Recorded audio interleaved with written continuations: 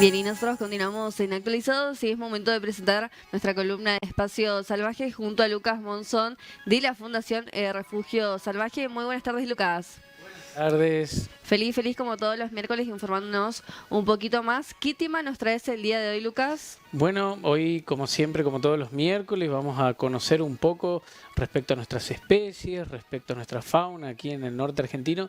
Y hoy vamos a tocar un tema muy importante, de mucha importancia diría yo, respecto a la sintomatología. Es decir, ¿qué significa esto? Los síntomas que se dan según el envenenamiento, la mordedura, según la especie, ¿sí? Todas las especies, cuando se produce un accidente con un animal venenoso, producen ciertos síntomas. Y muchas veces, cuando no vemos qué fue lo que mordió, o en el caso de los insectos, cuando no sabemos qué pudo haber sido lo que picó, en ese caso, uno puede guiarse por los síntomas que se dan. Y es muy importante esto porque de esa manera se puede identificar a la especie a través de estos síntomas que se dan en el organismo de una persona, ¿no? Y que pueden llegar, por supuesto, a salvar una vida, porque uno puede llegar a tener una idea de qué se trata. Claro, sí. Lucas, también es importante que repasemos un poco las distintas especies que venimos hablando en todos estos episodios de la columna de Espacio Salvaje, pero también recordarle al público cuáles fueron los temas que fuimos tratando. Buenísimo, sí, por supuesto que sí. Tuvimos nuestros episodios en los cuales hablamos puntualmente de conociendo nuestras especies, la coral, la cascabel, la yarará, pero hoy podemos repasar, tenemos por allí en pantalla, podemos repasar cuáles son estas especies que pueden llegar a ocasionar un accidente, que pueden llegar a producirse un envenenamiento por alguna de las mordeduras de estas especies. La primera de ellas es las especies del género Micrurus, que sería, estamos hablando de una serpiente de coral. La serpiente de coral, que recordemos así rápidamente, especies que en su cuerpo tenían bandas o anillos de color blanco, rojo y negro. Serpiente de coral, una serpiente relativamente pequeña, 80-90 centímetros, con un cuerpo delgado, alargado, y que es muy común encontrar en nuestra zona. Si bien no se producen gran cantidades de accidentes por el tamaño de su boca, por el temperamento dócil que tienen, pero es una serpiente que hay en nuestra zona, que la vamos a encontrar con frecuencia, inclusive en zonas urbanas. Perfecto. ¿Cuáles serían por ahí algunos de los síntomas si te pica esta especie en particular, por ejemplo? Bueno, vamos a mirar también las otras dos especies, Sí, si te parece, dale. de las cuales también podemos encontrar. La primera es la coral, la segunda es la yarará. Dentro de las especies de yarará, en la provincia del Chaco teníamos dos, la yarará de la Cruz y también la yarará del Yunque, ambas serpientes venenosas. Y por último teníamos la serpiente de cascabel. ¿Cómo identificar una cascabel? Muy fácil, por el crótalo, por el sonajero, como dicen los chicos, el sonajero que tiene en el extremo de la cola, el cual agita muy fuerte a la hora de asustarse o que se intimida o que se encuentra, se enfrenta a alguna persona, algún ser humano, ella comienza a agitar muy fuerte la cola. Entonces, especies de interés médico que tenemos en la provincia del Chaco: corales, yararás y cascabel. Y ahora sí, vamos con la parte de síntomas que se dan según las distintas especies. Como vemos allí en pantalla, por ejemplo, yo miro un poco por acá, Sí. dolores de cabeza, fiebre, náuseas, necrosis, ¿sí? Sí. Esto estamos hablando en el caso de alguna serpiente del género Botrops, ¿bien? En el caso del Chaco, del Yunque y de la Cruz. Pero hay otras especies de serpiente del género Botrops en otras provincias, como por ejemplo en Misiones, que tiene 7 especies de serpiente yarará. ¿Bien? Perfecto. Bueno, ¿qué casos se dan? Es decir, ¿qué es lo que sucede en el organismo? ¿Cómo reacciona el organismo frente a este tipo de toxina? Es una toxina principalmente que es necrótica. Y la necrosis, en pocas palabras, o palabras comunes para que se entienda, es la destrucción de los tejidos blandos y duros. Es decir, el veneno, una vez que ingresa al torrente sanguíneo, comienza con una destrucción de la zona local donde se dio el caso puntual de la mordedura, y comienza a destruir venas, arterias, comienza a destruir la carne, el tejido, y e inclusive puede llegar a destruir también el hueso, llega hasta el hueso y destruye. Eso es la necrosis. La necrosis es la destrucción de los tejidos. Pero además de eso, que es uno de los componentes principales que tiene este veneno, también se da como síntomas generales el sangrado de encías, ¿bien? El sangrado de encías. La persona puede llegar a tener, a orinarse encima, a producirse diarrea, hinchazón, edema, como se ve ahí en la imagen. Lo que estamos viendo en esas imágenes son edemas, es decir, ampollas grandes que pueden darse en el lugar, en el área local ahí de la mordedura. Es decir, cuando se produce una mordedura por una yarará, se da un síntoma local, no solamente en el organismo, sino también local. Ahí donde se produjo la mordedura hay una destrucción de tejido. Y paralelo a eso puede llegar a haber otros síntomas, como estamos leyendo allí, como los sangrados de encías, problemas renales, problemas hepáticos. Es decir, hay un conjunto de síntomas que se dan para que la persona pueda saber que hubo una mordedura de yarará. Perfecto, Lucas. ¿Cuál sería por ahí la forma correcta de actuar ante la picadura de esta especie en particular? Porque también hay muchos mitos alrededor, capaz mucho más en lo que es el interior de la provincia del Chaco, muchos remedios caseros por ahí. Claro, hay muchos puntos que también tenemos nuestro episodio específico, medidas preventivas y primeros auxilios en caso de mordedura, de los cuales que no se deben hacer, y lo que sí se debe hacer, que lo vamos a ver ahora en un ratito nada más. Y pasamos ahora sí a ver los síntomas, por ejemplo, según la serpiente de coral. Bien, por ejemplo, en las especies del género Botrops, que son las serpientes yararás, dijimos entonces que había una gran destrucción de tejido y mucho dolor, mucha hinchazón, bien, en el lugar mismo donde se produjo la mordedura. En el caso de coral, por ejemplo, es una serpiente que va a tener una toxina que es neurotóxica, ¿sí? Una neurotoxina, es decir, que afecta directamente al sistema nervioso central. Como vemos allí en la imagen, ¿sí?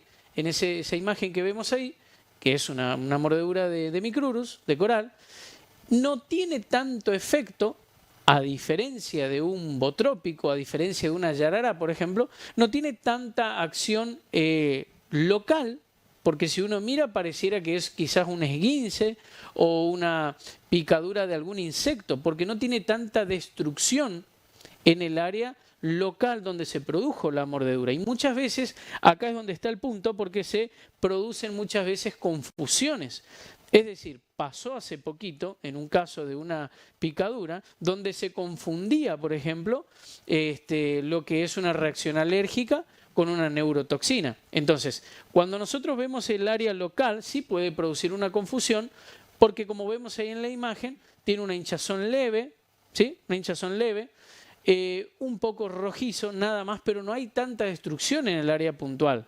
Sin embargo, hay otros síntomas que acompañan, en el caso de coral, que ahí sí dan indicio a que yo pueda decir, bueno, acá está pasando algo más que un simple alergia, o que no es un insecto común que pudo haber picado. Por ejemplo, en el caso de coral, como es una neurotoxina, ataca directamente el sistema nervioso central, produciendo problemas motrices principalmente. Entonces, por ejemplo, visión doble, mareos, calambres, dolores musculares, no dolores tan intensos allí en el lugar de la mordedura como en el caso de yarará, pero sí dolores en el hueso, calambres y todo lo que tenga que ver con problemas motrices, problemas para hablar, tartamudez, problemas de la vista, en la audición. ¿Por qué? Porque está afectando el cerebro directamente y sus comandos que envían señal, para que se entienda, para no hablar tan técnicamente, el comando que envía señal a distintas partes del cuerpo. Entonces ya el organismo comienza a tener problemas, no solamente nuestros órganos,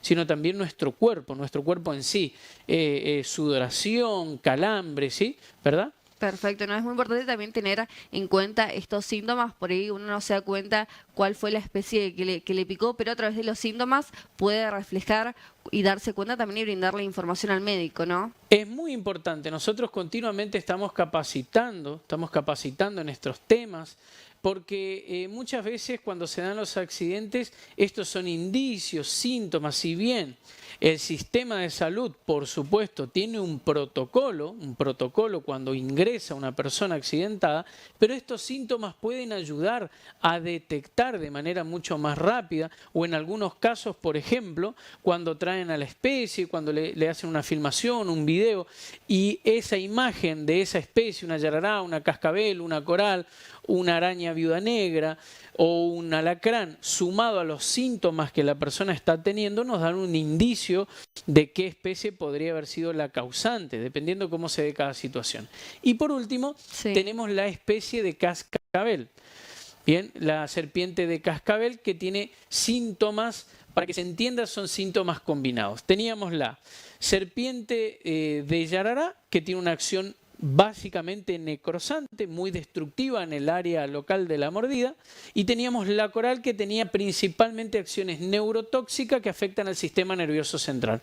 La serpiente de cascabel tiene una combinación de estos dos componentes, un poco de necrosis y un poco de neurotoxinas, que van a producir las dos cosas al mismo tiempo, según el organismo, pero se van a dar estos síntomas tanto de corales como de cascabel y yarará, es decir, va a haber un poco de destrucción, va a haber necrosis en el lugar de la mordedura, y acompañado de eso va a haber síntomas como el de la coral, es decir, neurotóxicos, parálisis, visión doble, sudoración, dolores de hueso, dolores musculares, pero dolores en el cuerpo completo, digamos. Entonces, en el caso de cascabel tenemos una combinación de estas toxinas, tanto necrotoxina como neurotoxina. Perfecto. Estas especies también que venimos hablando se pueden encontrar aquí en lo que tiene que ver en toda nuestra región. Sí, recordemos eso, estamos hablando de especies que son autóctonas, muchas veces las personas que visitan o que participan de alguna capacitación dicen, pero hay cascabeles acá también en el Chaco, hay corales, muchas veces no se conoce, claro, pero hay serpientes de cascabel, de coral y de yarará en nuestra provincia, y de hecho muchas de ellas frecuentan las zonas periurbanas también de nuestra localidad. Perfecto. Lucas, también por ahí es muy importante que la gente, ante algún hecho parecido de que pica algún tipo de estas especies, es importante consultar al médico rápidamente. Por supuesto que sí. Si por ahí el señor productor tiene alguna de las plaquitas, están las plaquitas de primeros auxilios que dicen ahí. Lo principal siempre es recurrir, por supuesto, lo más rápido a un centro de salud. Como bien decías vos hoy, no ingerir ningún tipo de bebida. Bien, ahí vemos en la plaquita lo que no se debe hacer. Bien, no se debe ingerir ningún tipo de bebida casera, no cortar la herida, porque esto puede producir, en el caso de cascabel, que tiene, por ejemplo, una acción anticoagulante, si uno corta la herida puede morir desangrado. Entonces, no cortar, no quemar, porque esto también aumenta el riesgo de infecciones, ¿verdad? No ingerir ningún tipo de bebida casera, ni tipo de automedicación. Algunos dicen, bueno, aspirina. No, la aspirina licúa la sangre y hace que el veneno viaje más rápido por el torrente sanguíneo. Lo más importante es que podemos ver en la placa de lo que sí debemos hacer es recurrir a un centro de salud, lavar la herida con agua, darle de tomar mucha agua al accidentado. Recordemos que una persona que es accidentada por serpiente se va a orinar, va a defecar sin pedir permiso a nadie, y el riñón va a empezar a tener también problemas. Decíamos que una de las toxinas produce problemas renales. Entonces, si una persona normal necesita, por ejemplo, 2 a 3 litros de agua por día para depurar, para filtrar normalmente los alimentos consumidos, una persona que está bajo un proceso de envenenamiento, con mucho más razón, requiere de mayor cantidad de líquidos para ayudar a eliminar esas toxinas, ¿sí?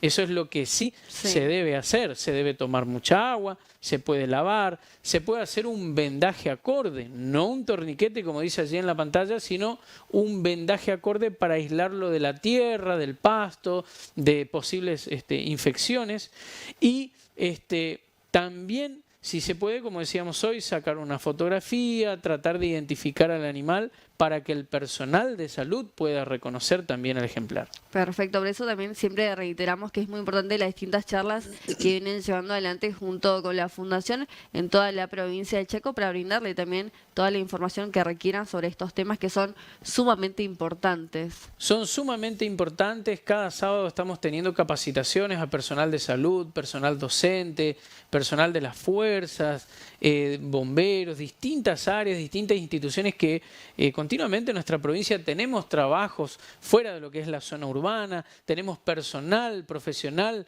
también trabajando en zonas rurales y que no solamente a uno le puede suceder, sino que también algún personal puede brindar una ayuda, teniendo estos conocimientos, puede ayudar a personas, como pasó en muchas ocasiones, a poder llegar a un centro de salud y brindarles algunos primeros auxilios para que tenga más tiempo para llegar a un hospital. Perfecto, y también recordemos que los pueden encontrar a través de las redes sociales, como siempre toda esta información la pueden encontrar ahí, también las distintas charlas que van realizando la van publicando a través de las redes, ¿no, Lucas? Así es, pueden encontrarnos como Fundación Refugio Salvaje, tenemos distintos tipos de actividades, estamos visitando nosotros los establecimientos escolares o algunas organizaciones y otros nos visitan también a nosotros donde tenemos distintas charlas, distintas capacitaciones, distintas actividades según el ciclo, según el personal que va a ser capacitado. Perfecto, muchísimas gracias Lucas y nos estamos viendo nosotros el miércoles que viene. Gracias, gracias.